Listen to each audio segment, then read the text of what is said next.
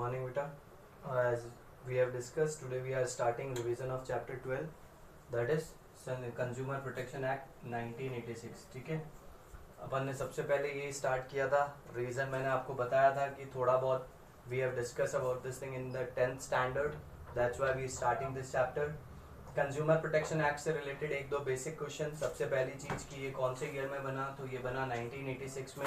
ठीक है, इसका स्कोप वाइड है, कारण कि सब तरह की इंडस्ट्रीज पे, सब तरह के सेक्टर, चाहे प्राइवेट हो चाहे पब्लिक हो, सब जगह एप्लीकेबल है. सीपी एक्ट जो है बेटा कब बना, 1986 में. एप्लीकेबल कहाँ है, पूरे इंडिया में. पहले कहाँ पे नहीं था, जम्मू कश्मीर में नहीं था. ठीक है, अब कहाँ है, सब जगह एप्लीकेबल है. सीपी एक्ट जब अपन ने स्टार्ट किया बेटा, तो सबसे पहले अपन ने स्टार्ट की थी with the definition of consumer. ठीक है, कंज्यूमर का मीनिंग अपन ने पढ़ा था क्या, कि one who consume is a consumer. ये तो था सिंपल सा मीनिंग. बट जब अपन ने डिफाइन किया था, तो वी हैव डिस्कस कि consumer can be define in A two way. पहला था किसके लिए बेटा, गुड्स के लिए, and second one was for the services. याद है क्या बेटा, गुड्स के लिए क्या था, तो इसके भी तीन पार्ट अपन ने डिस्कस किए थे. First, any person who buy the goods. Any person who buy the goods for विच क्या जरूरी है बेटा, कंसिडरेशन जो है. ठीक है, कंसिडरेशन जो है वो क्या हो चुका है बेटा, या तो वो पे कर चुका है, या वो प्रॉमिस कर रहा है, या पार्टली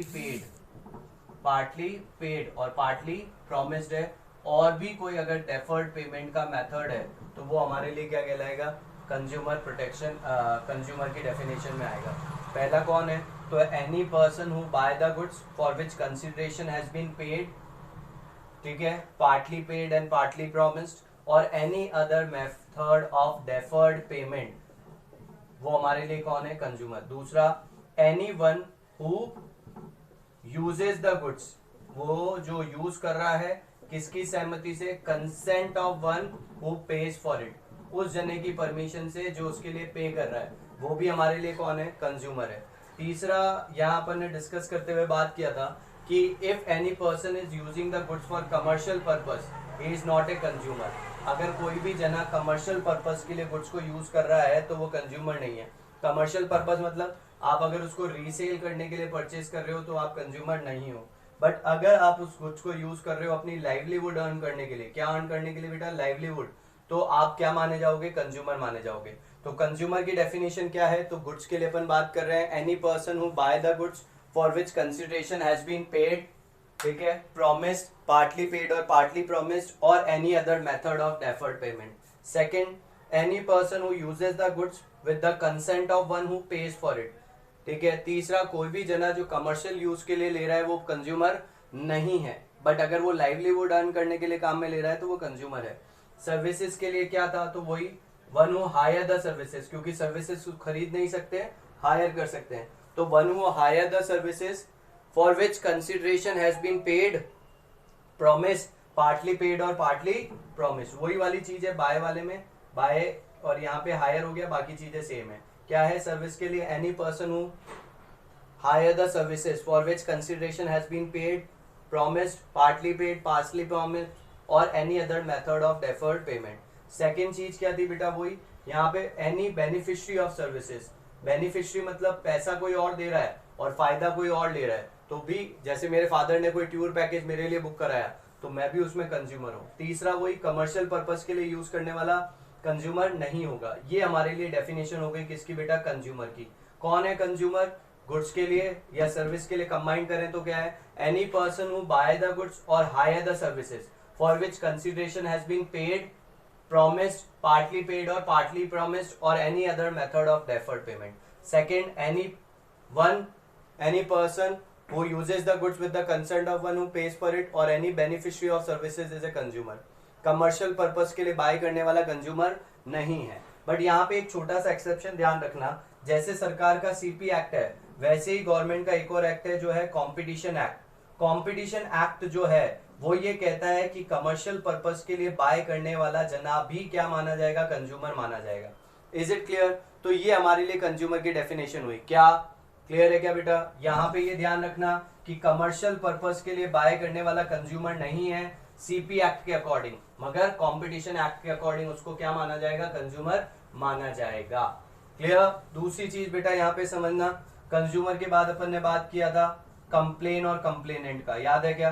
कंप्लेन मतलब क्या था? Return grievance. रिटर्न ग्रीवेंस किसके बारे में?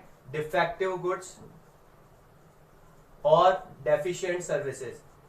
डिफेक्टिव गुड्स और डेफिशिएंट सर्विसेज के बारे में जो भी कंप्लेन है, आप जो भी रिटर्न में आप ग्रीवेंस शिकायत दे रहे हो, वो आपकी क्या कहलाएगी? कंप्लेंट। कंप्लेन क्या है? कंप्लेन क्या हो गया बेटा? Return grievance about defective goods और डेफिशिएंट सर्विसेज। अब हमारे लिए मेन चीज आती है कंप्लेनेंट। तो सीपी एक्ट के अकॉर्डिंग कंप्लेनेंट कौन होगा? तो इसमें अपन ने बात किया था 5 जने। पहला तो कौन था? कंज्यूमर खुद, याद है ना बेटा? कंज्यूमर। दूसरा क्या था? One or more consumer on behalf of group of consumer. एक से ज्यादा कंज्यूमर हो सकते हैं। मान लो 6 जनों के साथ चीटिंग हुई, जरूरी नहीं है 6 ही क्लेम करें, कोई 1-2 भी कर सकते हैं। तीसरा था हमारे लिए सेंट्रल गवर्नमेंट या स्टेट गवर्नमेंट, ठीक है। चौथा हमारे लिए हो गया यहाँ पे कंज्यूमर एसोसिएशन। कौन है बेटा? Consumer association. Any registered consumer association can also file complain. और फिफ्थ था लीगल एयर और रिप्रेजेंटेटिव। लीगल एयर और रिप्रेजेंटेटिव, अगर क्या हो गई है कंज्यूमर की डेथ, तो उसका जो लीगल रिप्रेजेंटेटिव है वो भी क्लेम फाइल कर सकता है। वापस समझना, कंप्लेन मतलब क्या है? Return grievance about defective goods और डेफिशिएंट सर्विसेज, ठीक है। कंप्लेन कर कौन सकता है? तो कंज्यूमर खुद, वन और मोर कंज्यूमर और behalf of group of consumer, ठीक है। सेंट्रल गवर्नमेंट और स्टेट गवर्नमेंट, ठीक है। कंज्यूमर एसोसिएशन, लीगल एयर और रिप्रेजेंटेटिव। अब यहाँ अपन ने अभी तक डिस्कस कर लिया कंज्यूमर का मतलब, कंप्लेन का मतलब। अब बात करते हैं कि कंप्लेन जो है, ठीक है, वो कब कर सकते हो। तो इसके लिए कहा कि भैया आपको 6 राइट्स दिए गए हैं सीपी एक्ट में। कितने राइट? 6 राइट। पहला दिया गया आपको बेटा right to safety. Right to safety क्या कहता है बेटा? To be protected against hazardous goods and services. Hazardous मतलब जिससे कि आपकी जान को या आपकी प्रॉपर्टी को डैमेज हो सकता है, वो हजार्डियस है। तो उससे बचने का आपका राइट है। ये अपन क्या डिस्कस कर रहे हैं बेटा? राइट कि अगर आपके ये राइट्स वॉयलेट होते हैं तो आप कंप्लेन कर सकते हो। कंप्लेन कौन कर सकता है वो डिस्कस कर चुके हैं अपन। राइट टू सेफ्टी अगर वॉयलेट होगा तो कर सकते हो। राइट टू सेफ्टी क्या है? To be protected against hazardous goods and services. दूसरा है राइट टू इन्फॉर्म। सबको पता है इसके बारे में। राइट टू इन्फॉर्म क्या है?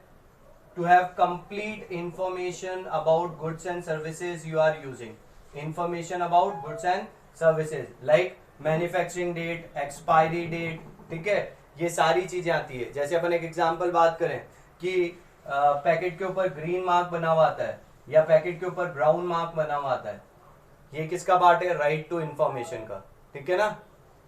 तीसरा राइट दिया गया आपको बेटा right to choose. Right to choose क्या कहता है?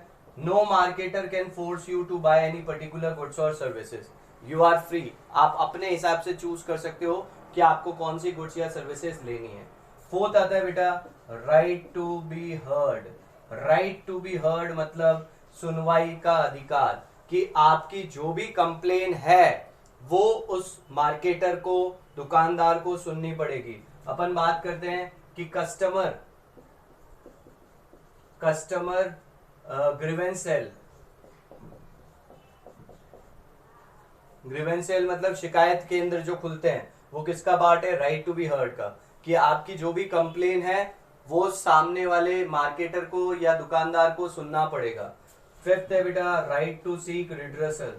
राइट टू सीक रिड्रेसल मतलब कि जो भी डिफेक्टिव गुड्स या डेफिशिएंट सर्विसेज है उसके बदले में आप क्या चाहते हो। राइट टू सीक रिड्रेसल का मतलब है कि आपको जो गुड्स खराब मिला है या सर्विसेज जिससे आप सेटिस्फाइड नहीं हो, अगर आप उसके बदले में क्या चाहते हो, वो आपके लिए पार्ट है किसका बेटा? राइट टू सीक रिड्रेसल का। और लास्ट आता है right to consumer education. Right to consumer education. Consumer education वाला क्या राइट है? कि कंज्यूमर को उनके अधिकारों के बारे में कंज्यूमर को इन्फॉर्म किया जाएगा। वो हमारे लिए पार्ट है किसका? राइट टू कंज्यूमर एजुकेशन का। Is it clear? इसके बाद ध्यान रखना बेटा, यूनाइटेड नेशन ने 2 और राइट ऐड किए। Right to basic needs, right to basic needs, और दूसरा उन्होंने किया राइट टू हेल्दी एनवायरनमेंट। ये 2 बाद में यूएन ने ऐड किए। यूं ही ध्यान रखना अपने को बेटा नॉलेज पार्ट के लिए। UN has added 2 more right. एक तो हो गया हमारे लिए राइट टू बेसिक नीड्स और एक हो गया right to healthy environment. Is it clear? याद रह जाएगा क्या?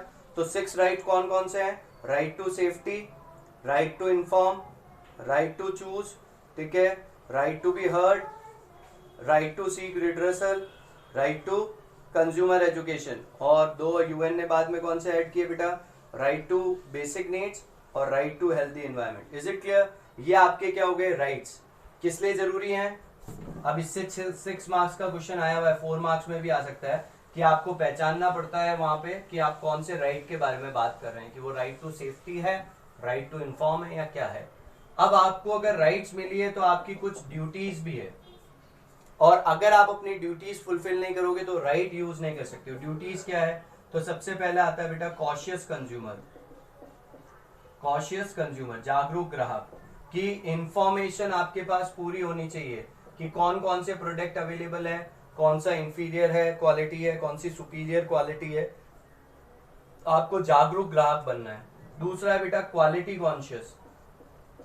इससे क्वेश्चन बनता है बेटा 1 मार्क में। Quality conscious, how can you be sure about quality? तो by looking at quality marks. आप चीज की क्वालिटी मार्क्स को देखकर उसकी क्वालिटी पता लगा सकते हैं। पता है ना कैसे? जैसे आप गोल्ड लेने जा रहे हो तो उस पर क्या देखोगे? हॉलमार्क, ठीक है। तो दूसरा आपकी क्या ड्यूटी है? क्वालिटी कॉन्शियस, कि आपको क्वालिटी प्रोडक्ट बाय करने हैं। आपको पता है कि वो खराब प्रोडक्ट है, फिर भी आप अगर बाय कर रहे हो और उसकी वजह से आपको नुकसान होता है तो फिर आपको उसका बेनिफिट नहीं मिलेगा, ठीक है। तीसरा आपके लिए आता है बेटा क्वालिटी कॉन्शियस के बाद must obtain cash memo. Must obtain cash memo, कि जो भी गुड्स खरीद रहे हो उसका बिल वगैरह लो, क्योंकि यही एक्ट करेगा एज ए प्रूफ कि आपने बाय किया है। चौथा रेडी टू लॉन्च कंप्लेन। अगर आपके साथ कुछ भी गलत हुआ है तो आप उसकी क्या करो? शिकायत दर्ज करो, ready to launch complain. Fifth अपन क्या कहते हैं? Must read and follow the instruction of manufacturer और मार्केटर।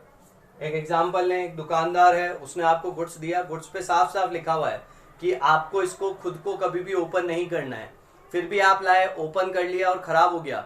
अब दुकानदार के पास गए कि भैया चेंज कर दो, तो वो मना कर सकता है। क्यों? क्योंकि आपने उसके इंस्ट्रक्शंस को फॉलो नहीं किया है, ठीक है। Must read the instruction, label carefully and follow the instructions carefully. Same way आपको ध्यान रखना है क्या? कि आपको मिसलीड नहीं होना है, मिसगाइड नहीं होना है, किससे? फॉल्स एडवर्टाइजमेंट से। ये आपकी कुछ ड्यूटीज है। अगर आप ये ड्यूटीज फुलफिल करोगे तो ही आप अपने राइट्स को यूज कर सकते हो, ठीक है। अभी तक क्या बात की अपन ने? समझ में आ रहा है क्या? कंज्यूमर का डिफाइन कर लिया, कंप्लेन और कंप्लेनेंट हो गया, राइट्स हो गई, ड्यूटीज हो गई।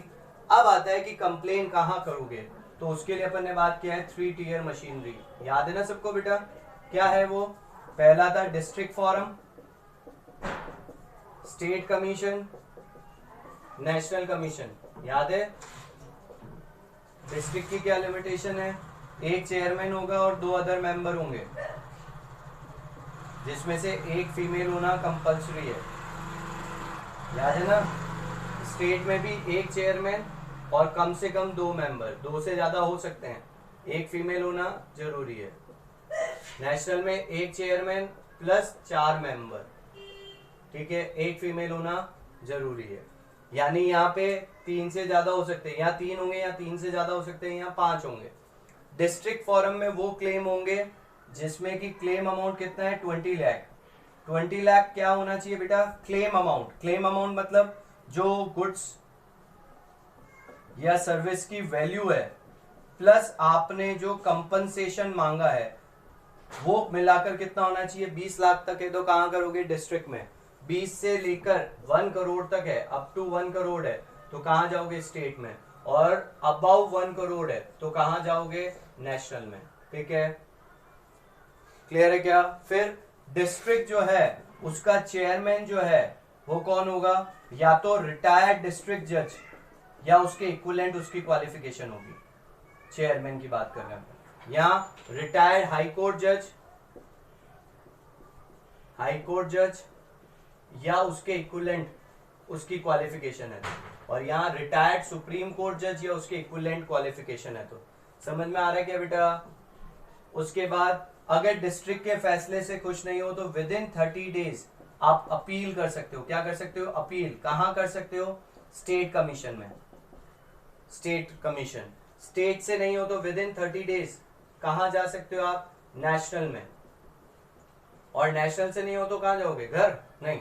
नेशनल से नहीं हो तो विद इन 30 डेज आप जा सकते हो कहां पे? सुप्रीम कोर्ट में। बट आपको ये ध्यान रखना है कि क्लेम अमाउंट जो है वो कम से कम कितना होना चाहिए? 1 करोड़। यानी डिस्ट्रिक्ट और स्टेट के अगेंस्ट में ज्यादा से ज्यादा कहां जा सकते हो? नेशनल में। उससे आगे नहीं जा सकते हो। तो highest appealing authority in case of district decision is national. But कोई क्लेम डायरेक्टली नेशनल में किया गया था, क्योंकि नेशनल में वही होते हैं जिनके वैल्यू 1 करोड़ से ज्यादा है, तो फिर आप उसके लिए कहां जा सकते हो? सुप्रीम कोर्ट में जा सकते हो। Is it clear? 3 tier machinery, district forum, state commission, national commission. ठीक है। अब देखो, आपने राइट्स पढ़ लिए, ड्यूटीज पढ़ ली, कंप्लेंट कौन कर सकता है ये पढ़ लिया। ठीक है। अब आते हैं हम लोग रिलीफ्स की ओर कि रिलीफ्स क्या मिलेंगे आपको। तो पहले तो आपको ध्यान रखना है 3 R's। 3 R क्या है? रिपेयर, रिप्लेस और रिफंड।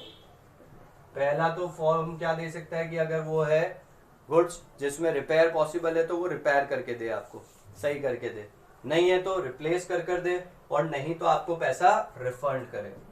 क्या पढ़ रहे हैं अपन? रिलीफ। दूसरा, आपको क्या दिया जा सकता है? किसी तरह का कंपनसेशन ऑर्डर कर सकते हैं। सेम वे क्या कर सकते हैं?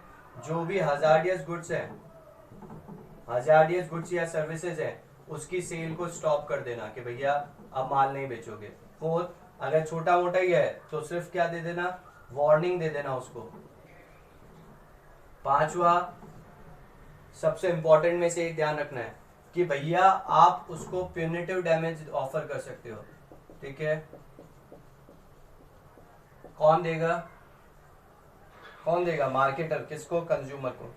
फिर आपको ध्यान रखना है कि जो भी गुड्स की वैल्यू है उसका 2% कंज्यूमर जो है उनकी एजुकेशन के लिए एक फंड बना हुआ है गवर्नमेंट का, उसमें वो कंट्रीब्यूट कर सकते हैं। तो ये आपके लिए मेन क्या हो गया बेटा? रिलीफ्स हो गए। ठीक है।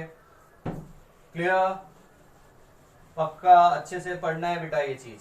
उसके बाद आपको ध्यान रखना है बेटा यहाँ पे role of NGO and consumer association. Consumer association क्या है? तो रजिस्टर्ड एसोसिएशन ऑफ कंज्यूमर।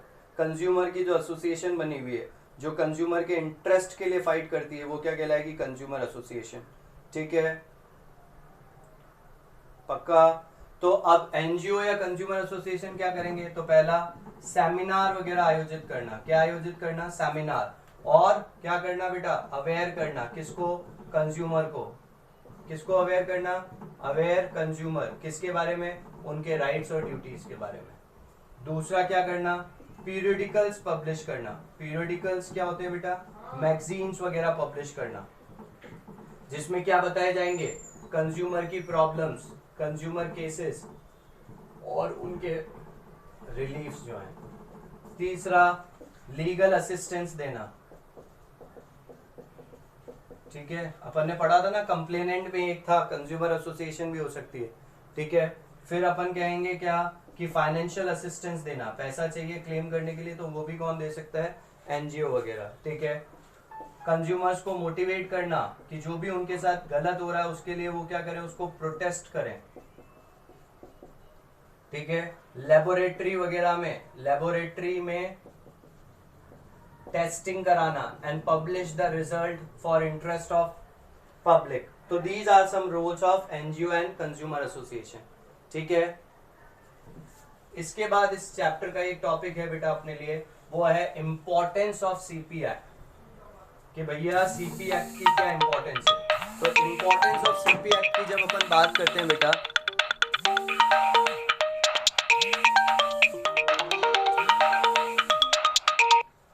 तो इंपॉर्टेंस ऑफ सीपी एक्ट की जब बात करते हैं तो दो पॉइंट ऑफ व्यू से है। एक है कंज्यूमर के पॉइंट ऑफ व्यू से और एक है हमारे लिए बेटा पॉइंट ऑफ व्यू से। तीन है बेटा। एक यहाँ पे हमारे लिए है wide spread exploitation of consumer, कि भैया पहले कंज्यूमर का बहुत ज्यादा एक्सप्लॉयटेशन होता था, तो उसको रोकने के लिए सीपी एक्ट ने बहुत अच्छे स्टेप्स लिए हैं। दूसरा, unorganised consumer. Unorganised consumer, consumer छोटे छोटे टुकड़ों में बटे हुए हैं, तो सीपी एक्ट में प्रोविजन है किसका, कंज्यूमर एसोसिएशंस का, जो उनको ऑर्गेनाइज कर सके। तीसरा अपन कह सकते हैं क्या, पहला हो गया wide spread exploitation of consumer, दूसरा हो गया अनऑर्गेनाइज कंज्यूमर, तीसरा है कंज्यूमर इग्नोरेंस। कंज्यूमर इग्नोरेंस कि भैया कंज्यूमर जो है वो क्या है, उनको नॉलेज नहीं है उनके राइट्स वगैरह के बारे में। तो सीपी एक्ट में प्रोविजन है किसका, कंज्यूमर एजुकेशन का, ताकि कंज्यूमर को एजुकेट किया जा सके।